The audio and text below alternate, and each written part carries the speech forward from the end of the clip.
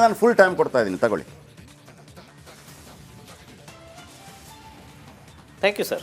ಇದರಲ್ಲಿ ಮೊದಲನೇದಾಗಿ ನ್ಯೂಸ್ ಕೊಟ್ಟದ್ದು ಪ್ರಶ್ನೆ ಅಲ್ಲ, ಆದರೆ ಇದು ಪ್ರತಿಯೊಬ್ಬ ಭಾರತೀಯನ ಕರ್ತವ್ಯ. ನೀವು ಹೇಳಿದಾಗೆ ಇದು ಸಂಘ ಪರಿವಾರ ಆಗಲಿ ಮತ್ತೊಬ್ಬರದಲ್ಲ. ಭಾರತಾಂಬೆಯ ಕಲ್ಪನೆ ಎಂಬ ಅಡಿಯಲ್ಲಿ ಏನು ಹೇಳ್ತಾರಂದರೆ, ಈ ಅಧ್ಯಾಯದಲ್ಲಿ ಭಾರತ ಮಾತೆಗೆ ಜೈ ಅಂತ ಕೆಲವರು ಹೇಳ್ತಾರೆ. ಆ ರೀತಿ ಹೇಳಿದರೆ ಕೂಗಿದರೆ ಉಳಿದವರು ಜೈ ಎನ್ನುತ್ತಾರೆ. ಈ ಕಲ್ಪನೆಯೇ ಇನ್ನೊಬ್ಬರ ಸೋಲನ್ನು ನೆನಪಿಸುತ್ತದೆ ಅಂತ ಹೇಳ್ತಾರೆ. ಏನಿದರ ಅರ್ಥ? ಇವತ್ತು ನೇತಾಜಿ ಸುಭಾಷ್ ಚಂದ್ರ ಬೋಸರ ಜಯಂತಿ ಜನವರಿ 23. ಯಾವ ನೇತಾಜಿಯವರು ಭಾರತ್ ಮಾತಾ ಕಿ ಜೈ, ಜೈ ಹಿಂದ್ ಅಂತ ಹೇಳಿ ಸ್ವತಂತ್ರವನ್ನು ಕೊಡಿಸಲಿಕ್ಕೆ ಹೋರಾಡಿದ್ರು, ಯಾವ ಖುದಿರಾಮ್ ಬೋಸ್ ಭಾರತ್ ಮಾತಾ ಕಿ ಜೈ ಅಂತ ಹೇಳಿ ನೇಣುಗಂಬಕ್ಕೇರಿದ್ರು, ಇವತ್ತಿಗೂ ನಮ್ಮ ಸೈನಿಕರು ಕಾರ್ಗಿಲ್ನಲ್ಲಿ ಇವತ್ತು ಗಡಿಯಲ್ಲಿ ಭಾರತ್ ಮಾತಾ ಕಿ ಜೈ ಅನ್ನೋ ವೀರ ಘೋಷಣೆಯೊಂದಿಗೆ ನಮ್ಮನ್ನು ಕಾಯ್ತಾರೆ. ಅಂಥ ಘೋಷಣೆಯನ್ನು ಹೇಳಿದ್ರೆ ಯಾರ ಕೆಲವರು ಮನಸ್ಸಿಗೆ ನೋವಾಗುತ್ತೆ ಅಂತ ಇವ್ರು ಬರೀತಾರೆ. ಯಾರ ಮನಸ್ಸಿಗೆ ನೋವಾಗ್ಬೋದು? ಪಾಕಿಸ್ತಾನದವ್ರ ಮನಸ್ಸಿಗೆ ನೋವಾಗ್ಬೋದು ಭಾರತ್ ಮಾತಾ ಕಿ ಜೈ ಕೇಳಿದ್ರೆ.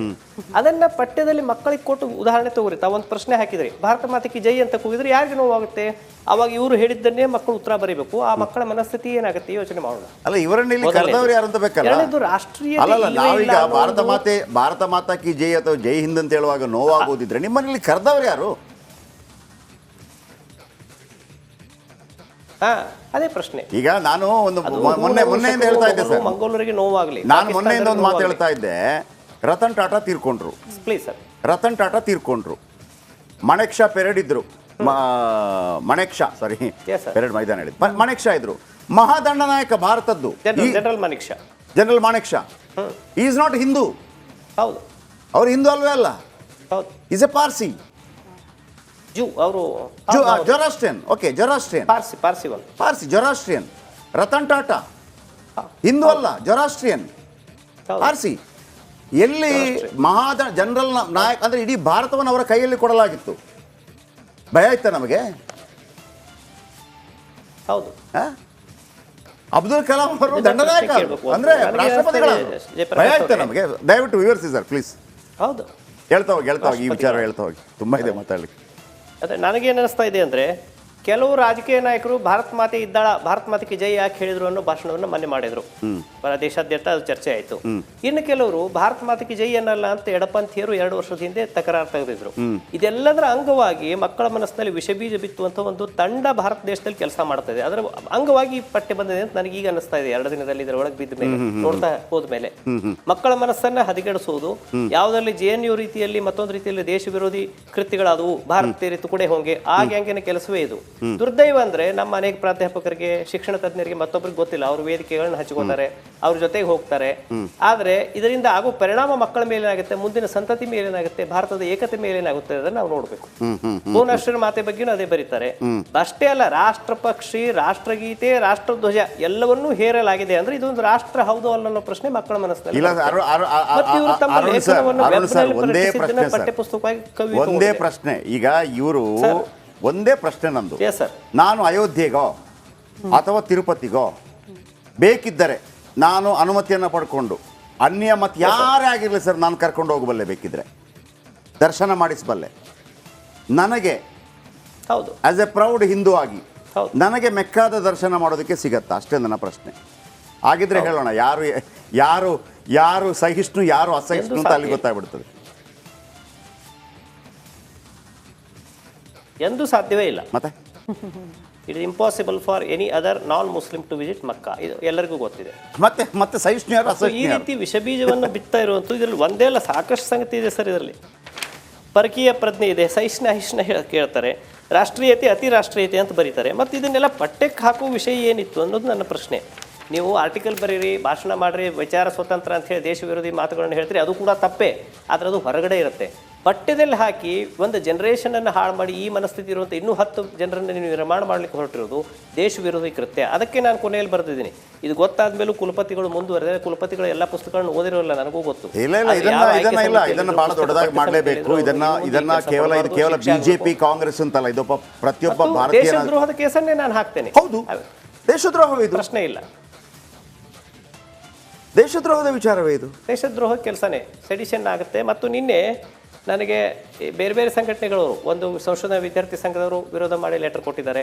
SC/ST ಪ್ರಾಧ್ಯಾಪಕ ಸಂಘದವರು ಇದನ್ನು ತೆಗಿಬೇಕಂತ ಹೇಳಿದ್ದಾರೆ.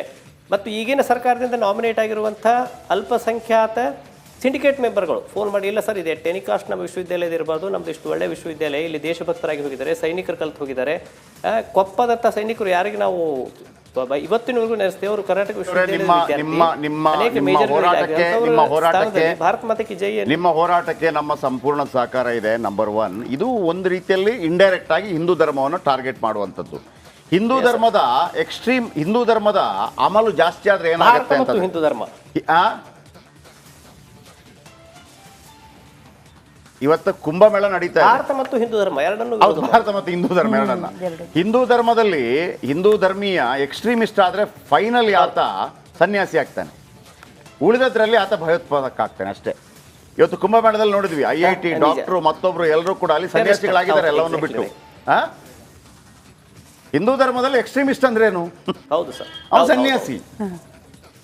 ಅವನಿಗೆ ಫೈನಲ್ ಅರ್ಥ ಆದ್ರೆ ಗೊತ್ತಾಗ್ಬಿಡುತ್ತೆ ಅಧ್ಯಾತ್ಮ ಈ ಒಂದು ಇದೆಯಲ್ಲ ಅಧ್ಯಾತ್ಮ ಎಲ್ಲಿಗೆ ಅಂದ್ರೆ ಹಿಂದೂ ಧರ್ಮದಲ್ಲಿ ಎಲ್ಲಿ ಬಂದ್ಬಿಡುತ್ತೆ ಅಂತಂದ್ರೆ ಕೊನೆಗೆ ಭಗವಂತನ ಎಲ್ಲಿ ಹುಡುಕ್ತೀಯ, ನಿನ್ನಲ್ಲೇ ಇದ್ದಾನೆ ಅಂತ. ತತ್ವಮಸಿ ಅದು ನೀನೇ, ಅಯಂ ಬ್ರಹ್ಮಾತ್ಮ ಅದು ನೀನೇ, ನೀನ್ ಬೇರೆಲ್ಲ ಹುಡುಕ್ಬೇಡ ಅಂತೇಳಿ ಪ್ರತಿಯೊಬ್ಬ ಈಗ ಆ ಒಂದು ದಾಸರ ಪದ ಬರುತ್ತಲ್ಲ, ಪರಮಾತ್ಮನ ಅಂಶ, ಅದರ ಅರ್ಥವೇ ಅದು. ನೀವು ನಾನು ಇಷ್ಟು ದೂರ ವೈಕುಂಠ ಎಷ್ಟು ದೂರ ಎನ್ನುತ್ತಲಿದ್ದೆ, ಅದು ನಿನ್ನಲ್ಲೇ ಇದೆ ಅಂತ ಕೊನೆಗೆ. ಇಷ್ಟು ದಿನ ಈ ವೈಕುಂಠ ಎಷ್ಟು ದೂರ ಎನ್ನುತ್ತಲಿದ್ದೆ, ಅದು ನಿನ್ನಲ್ಲೇ ಇದೆ ಮಾರಾಯ ಅಂತ ಕೊನೆಗೆ ಹಿಂದೂ ಧರ್ಮ ಹೇಳೋದು ಅದನ್ನೇ.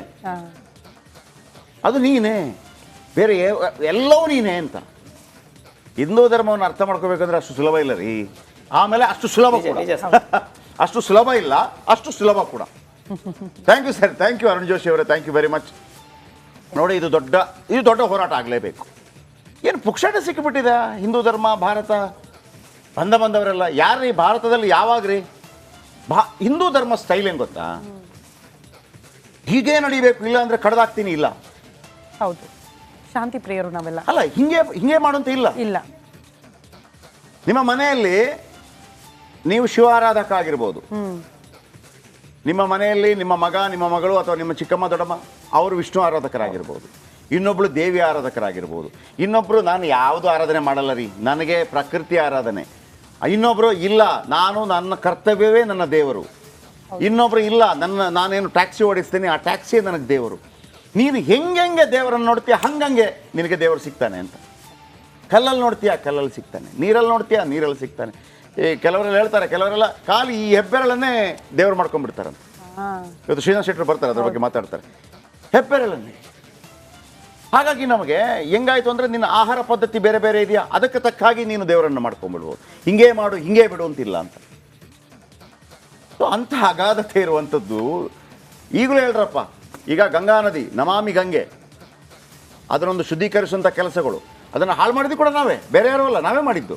ಅದನ್ನು ಶುದ್ಧೀಕರಿಸೋ ಕೆಲಸಗಳು ಕೂಡ ನಮ್ಮಿಂದ ಆಗುತ್ತೆ.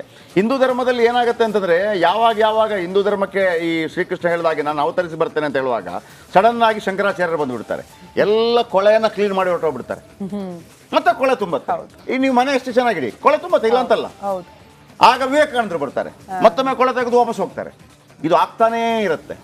ಸೊ ಈ ಹೋರಾಟ ಇದೆಯಲ್ಲ ಭಾಳ ಜೋರಾಗಬೇಕು ಈ ಹೋರಾಟ. ಇದನ್ನು ಅಷ್ಟು ಸುಲಭದಲ್ಲಿ ಬಿಡುವಂಥದ್ದಲ್ಲ. ಭಾರತಕ್ಕೆ, ಹಿಂದೂ ಧರ್ಮಕ್ಕೆ, ಯಾವುದೇ ಧರ್ಮಕ್ಕೆ ಭಾರತ ದೇಶ ಆಗಲಿ ಹಿಂದೂ ಧರ್ಮ ಆಗಲಿ ಅವಮಾನ